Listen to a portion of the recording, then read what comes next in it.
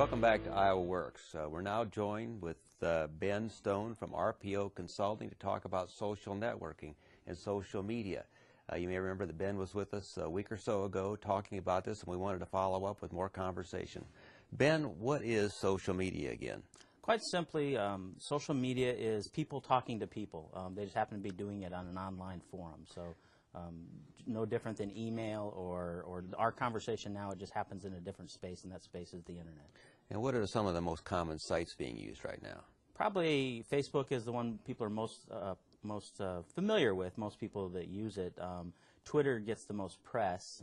Everybody gets we hear about Ashton Kutcher, or we hear about Oprah on Twitter. Gets the most press. But Facebook, Twitter, and LinkedIn are the three biggest ones, with a whole bunch of other ones kind of below that. So those are the big ones in terms of job search, I would say. Now, since everything comes in threes, what are the three successful steps in using social media? My philosophy is always to attribute or to kind of think of social media as a place to go that you need to learn. So the first thing you need to learn when you go to a new place is just to listen. Listen to the conversation, listen to the norms and how people interact. So listening is the first step. The second step is to have conversations like we're doing right now. We know each other through this show and maybe a couple other events. We get to know each other by talking. That's the second step. And the third step is to create whatever it is you're going to create. If we create a partnership or a network, then that's the third step. But when you talk about conversation or talking, you're really talking about typing and text. Exactly. Although video is on the upswing, more and more video online. When I say talking and listening, that's akin to typing and reading. All right, good. The digital version of that. So. Well, Ben, if you're a job seeker and you're intrigued by a company and you feel like that company is where I want to work, what would be the steps that someone should do to kind of research and be prepared to understand that company's norms and how they would fit in? Well, it's a great question, because I've been doing some workshops for job seekers since the economy's taken the downturn. And one thing that the employer panels that we've had at those, either Net to Work or Project Lemonade, has told us over and over again is get to know our company. Mm-hmm. Don't come in here not knowing who we are. And the best way to research them is to use these tools. LinkedIn is a huge asset to a job seeker in terms of learning about a company. You can go to LinkedIn and read about the profiles of the people that are the movers and shakers in that company. The hiring managers are oftentimes on LinkedIn.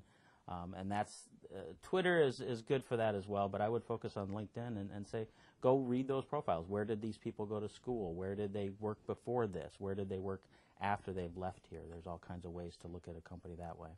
And is it also important to know more about the company in general, what they produce, what their background is, what their marketplace is? And that's a great point. Sometimes we forget the obvious. I kind of misspoke a little bit. LinkedIn is great, but start with their website for that company too.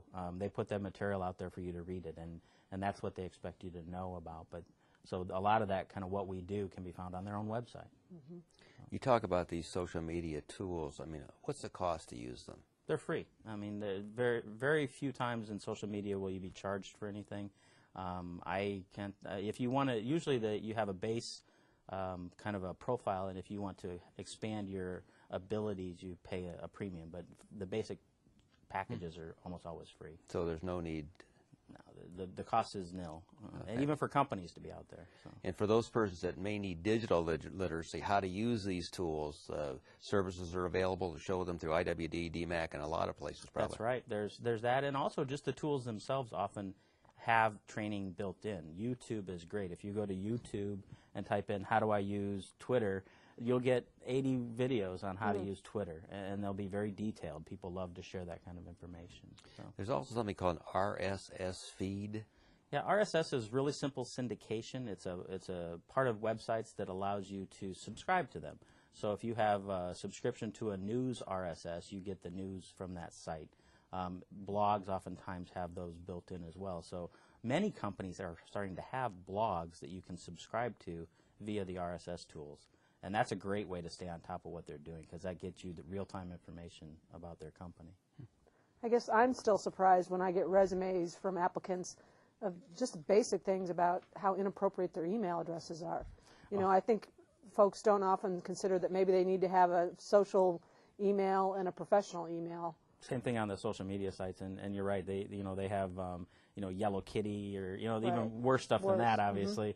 I always recommend people get their name at Gmail or Yahoo or anything like that. That's always number one. And when you're looking at your social media profile, Google your name. Google your name and see what comes up. And if it's a picture of your party last weekend of doing a keg stand or something, that's you need to deal with that before your job search starts. Are there specific things, if I want to research a company, what should I do? I would start out by Google. I would Google their name, and then I would kind of get a general picture.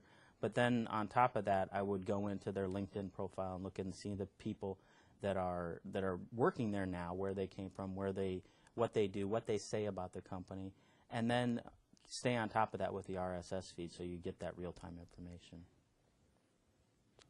So what percentage of a job seeker's time should be spent in this kind of social media kind of work, and not, you think, how much should I be out there actually, going to networking events, but in the social stuff? It depends on your type of job you're looking for, but I say roughly the same amount of time online as you do networking in person. So not one without the other. Exactly. They complement each other. Well, I can tell you the last 2 jobs that I interviewed for, I could tell when I was giving my interview that I knew more about the company than a lot of people sitting in the room.